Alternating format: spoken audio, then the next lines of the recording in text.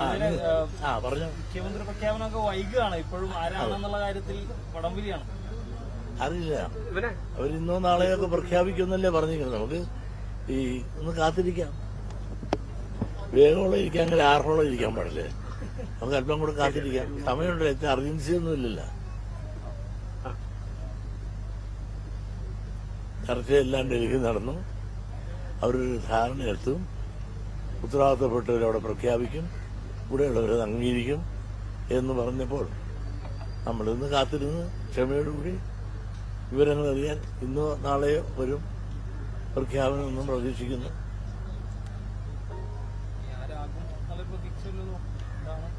ഈ 3 പേരിൽ പലരും ആകും. ആരാകുമെന്നുള്ളതിനെ പറ്റി എനിക്ക് പറയാൻ അറിയില്ല. അതെല്ലാം കോൺഗ്രസിന്റെ ഹൈക്കമാൻഡ് തീരുമാനിക്കുന്നതാണ്. ഇപ്പൊ ഹൈക്കമാൻഡ് അല്ലല്ലോ ഞാനൊരു പാവം പിടിച്ച സമുദായത്തിന്റെ പ്രവർത്തകനാണ്. അപ്പോൾ ഹൈക്കമാൻഡ് തീരുമാനിച്ച് അവർ പ്രഖ്യാപിക്കും, അതവർ ഉൾക്കൊള്ളും എന്ന് അവർ സമ്മതിച്ചിട്ടുണ്ട്. ഉഭയകക്ഷികൾ ആരായാലും സ്വീകരിക്കാൻ നമുക്ക് അതിന്റെ അപ്പുറത്ത് പറയേണ്ട കാര്യം എന്താ? ആരായാലും അവർ പ്രഖ്യാപിക്കുന്നത് നമ്മൾ സ്വീകരിക്കണം, അതല്ലേ മര്യാദ. പ്രതിപക്ഷ നേതാവ് ആരാകണം എന്നുണ്ടോ? മുഖ്യമന്ത്രിയായിരുന്ന പിണറായി വിജയൻ തന്നെ പ്രതിപക്ഷ നേതാവാകട്ടെ എന്നൊരു തോന്നലുണ്ടോ? അത് ആയതുകൊണ്ട് ഒരു കുഴപ്പമില്ല. പ്രതിപക്ഷ നേതാവായിട്ട് ഇപ്പോൾ പിണറായി സാഹ് ഇരുന്നു എന്നുള്ളതുകൊണ്ടും ഒരു കുഴപ്പം വരാനില്ല. കാരണം പ്രതിപക്ഷ നേതാവായിട്ട് ഇന്നിപ്പോൾ ഇരിക്കാൻ പ്രതിപക്ഷത്ത് അംഗബലം കൊണ്ട് ഉള്ളത് കമ്മ്യൂണിസ്റ്റ് പാർട്ടി മാർക്സിസ്റ്റിനാണ്. അപ്പോൾ അതിൽ നിന്ന് അവർ തീരുമാനിക്കാൻ സാധ്യതയേറെയുള്ളത് പിണറായിയാണ്. അയാൾ അദ്ദേഹത്തിന് സ്വീകാര്യമായി എങ്കിൽ അദ്ദേഹം ഇരിക്കുന്നതിന് കൊണ്ടൊരു കുഴപ്പമില്ല.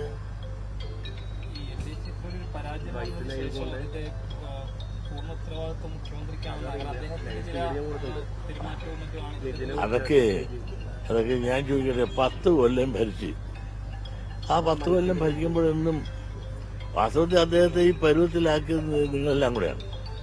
മാധ്യമങ്ങള് ഇതുപോലെ വേട്ടയാടിയ ഒരു മുഖ്യമന്ത്രി കേരളത്തിലുണ്ടായില്ല.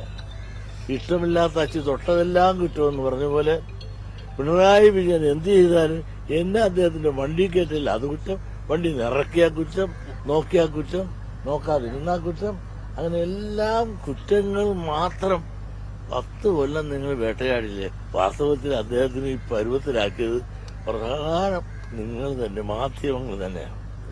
ഇവിടെ ഇതിക്ക് മുമ്പ് കരുണാകരൻ സാർ ഫയൽ വലിച്ചു കയറിയിട്ടുണ്ട് സെക്രട്ടറിമാരുണ്ട്.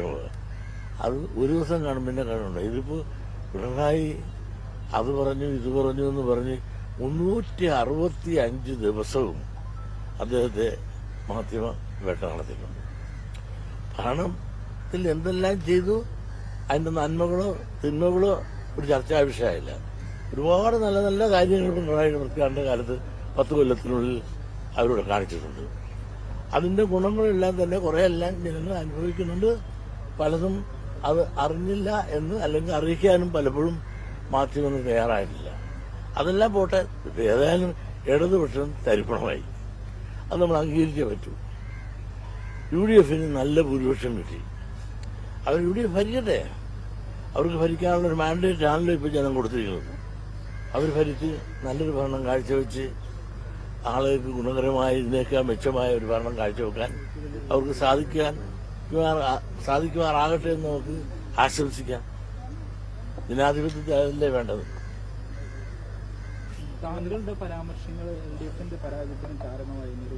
അത് ആരാണ് പറഞ്ഞത്? ഒരാൾ പറ. ഇങ്ങനെ കുറെ പേര് ഇങ്ങനെ തലേക്കറി നടപ്പുണ്ട്. ചിത്തരഞ്ജൻ, ഇതേ ചിത്തരഞ്ജൻ, ചിത്തരഞ്ജൻ എങ്ങനെ പറഞ്ഞു? ആരിഫ് പറഞ്ഞു ഒന്ന് തിരുത്തവേണ്ടതായിരുന്നു മുഖ്യമന്ത്രി. ആരിഫ് ആരാണ് നിങ്ങളൊന്നാലോചിച്ചത്? ഈ ആരിഫ് ചാടാൻ വേണ്ടി കാത്തു നിൽക്കുന്ന ഒരാളാണ്. എങ്ങോട്ട്? ഈ പാർട്ടിയിൽ നിന്ന് തന്നെ. അദ്ദേഹത്തിന് 5 പ്രാവശ്യം ഇടതുപക്ഷം മത്സരിക്കാൻ അവസരം കൊടുത്തു. 2 പ്രാവശ്യം MP ആയിട്ടും 3 പ്രാവശ്യം MLA ആയിട്ടും. ഇതെല്ലാം കിട്ടിയിട്ടും അദ്ദേഹം തൃപ്തനല്ല. മാത്രമല്ല, ഈ ഓരോ പ്രാവശ്യവും ജയിക്കാൻ വേണ്ടിയിട്ട് എന്റെ വീട്ടിൽ വന്നിരുന്ന് ശാഖാപ്രവർത്തകരെ എല്ലാം വിളിപ്പിക്കുന്ന ആള്. ഇത്തവണ ആലുവയ്ക്ക് വന്നപ്പോഴും എന്നെ കൊണ്ട് വീട്ടിലിരുന്ന് ഇവിടുത്തെ യൂണിയൻകാരെല്ലാം വിളിപ്പിച്ച്. ഇതെല്ലാം കൂടാതെ അദ്ദേഹം MP ആയിട്ടിരുന്നപ്പോൾ അദ്ദേഹം ജയിച്ചില്ല ഞാൻ മൊട്ട അടിക്കുമെന്ന് പറഞ്ഞവനാണ്. അദ്ദേഹം ജയിച്ചു കഴിഞ്ഞപ്പോൾ പറഞ്ഞെന്നറിയോ, ഞാൻ പിന്താങ്ങിക്കൊണ്ടാണ് ഭൂരിപക്ഷം കുറഞ്ഞു പോയത്. അത് കഴിഞ്ഞപ്പോൾ വിളിച്ച് എൻ്റെ വർത്തമാനം പറഞ്ഞ് ക്ഷമിക്കണം, ഞാൻ അങ്ങനെ പറഞ്ഞതേണം. നിങ്ങളൊന്ന് ആലോചിക്കണം, അദ്ദേഹത്തിൻ്റെ ആലപ്പുഴക്കാരനാണ്. ആലപ്പുഴ സ്വന്തം നാട്ടിൽ നിന്ന് പോലും വോട്ടില്ലായിരുന്നു. എൻ്റെ നാട്ടിൽ നിന്ന് വോട്ട് കിട്ടിയപ്പോഴാണ് 10,000-ഓളം വോട്ട് കിട്ടിയപ്പോഴാണ് പാർലമെന്റിലേക്ക് അന്ന് MP ആയിട്ട് ജയിച്ചത്. പിന്നെ അദ്ദേഹം ഇപ്പം എന്താ ചെയ്യുന്നത്, മുഖ്യമന്ത്രിയെ തിരുത്താനാണ് ശ്രമിക്കുന്നത്. മുഖ്യമന്ത്രി എന്നെ തിരുത്തണമായിരുന്നു. എന്ത് തിരുത്തണമായിരുന്നോ? മുഖ്യമന്ത്രി നിലപാടുള്ളവനാണ്. അദ്ദേഹം സത്യം പറഞ്ഞു. ആ സത്യത്തെ തിരുത്താൻ എന്ത് തിരുത്തുന്നാ പറഞ്ഞത്? അതിൻ്റെ അർത്ഥം ആ ആരിഫിന്റെ ഉള്ളിലിരിപ്പ് യഥാർത്ഥ ലീഗിന്റെ മനസ്സ് ആണ് അയാളെന്ന് വളരെ വ്യക്തമായി മനസ്സിലായില്ലേ? അയാൾ വാസ്തവത്തിൽ ചാടാൻ നടക്കുന്നതാണ് ഇതിൽ നിന്ന്. ആ ചാടാൻ നടക്കുന്നത് ചാടാതിരിക്കാൻ വേണ്ടിയിട്ടാണ് ഓരോ പ്രാവശ്യവും ഇടതുപക്ഷം സീറ്റ് കൊടുക്കുന്നത് എന്നുള്ളതാണ് സത്യം. CPM സംസ്ഥാന സെക്രട്ടേറിയറ്റിൽ അങ്ങനെ ഒരു വിമർശനം വരുന്നല്ലോ. ഞാൻ തിരക്കില്ല, അങ്ങനെ ഒരു വിമർശനം ഉണ്ടായില്ല. നിങ്ങളെല്ലാം ഞാൻ പറഞ്ഞില്ലേ, എന്നെ നിങ്ങൾ എന്തിനാ വേണ്ടത്? ഞാൻ ഒരു പാർലമെന്ററി മുഖമുള്ളവരല്ല. CPM-ന്റെ സെക്രട്ടേറിയറ്റ് ചർച്ച ചെയ്തു. ഒരു സെക്രട്ടേറിയറ്റിൽ ഒരു ചർച്ചയും ചെയ്തിട്ടില്ല. അതുപോലെ CPI പറഞ്ഞു. ഇന്നലെ എന്റെ വീട്ടിൽ വന്ന് കൃഷി വകുപ്പ് മന്ത്രിയായിരുന്ന പ്രസാദ്, ഇപ്പൊ MLA അല്ല, അത് എന്നെ നേരിട്ട് കണ്ടുവച്ചാൽ പറഞ്ഞ് CPI അങ്ങനെ ചർച്ചയേ ഉണ്ടായിട്ടില്ല, ഇതൊക്കെ മാധ്യമ സൃഷ്ടിയാണ്. എന്നെ മാസം നിങ്ങൾ വെറുതെ വിട്ടേന്ന്. ഞാൻ രാഷ്ട്രീയക്കാരനല്ലല്ലോ. അപ്പോൾ എന്റെ നിലപാട് കൊണ്ടാണ് തോറ്റെന്ന് വരുത്തി എന്നെയും ചീത്തയാക്കാൻ ശ്രമിക്കണം. എന്നെ വെറുതെ വിടും. ഇങ്ങനൊരു ചർച്ച ഒരു സ്ഥലത്ത് ഇല്ലാത്ത ഒന്നുണ്ടെന്ന് വരുത്തിക്കൊണ്ട് എന്നെ പൊതുജനമധ്യത്തിലും സമൂഹത്തിലും എന്നെയും എന്റെ സമുദായത്തിനും ഒച്ചാക്കാൻ നിങ്ങൾ ശ്രമിക്കാതെ. ഇത് കുറെ നാളായില്ല തുടങ്ങിയിട്ട്. ഈ തുടങ്ങിയിട്ടൊന്നും ഞങ്ങളുടെ സംഘടന തകർക്കാനോ പിളർത്താനോ ഒന്നും ആർക്കും സാധിച്ചിട്ടില്ല. ഒരുപാട് പേർ കേസ് കൊടുക്കുന്നുണ്ട്, ഒരുപാട് പേര് ഇതിനെ എതിർക്കാൻ ശ്രമിക്കുന്നുണ്ട്.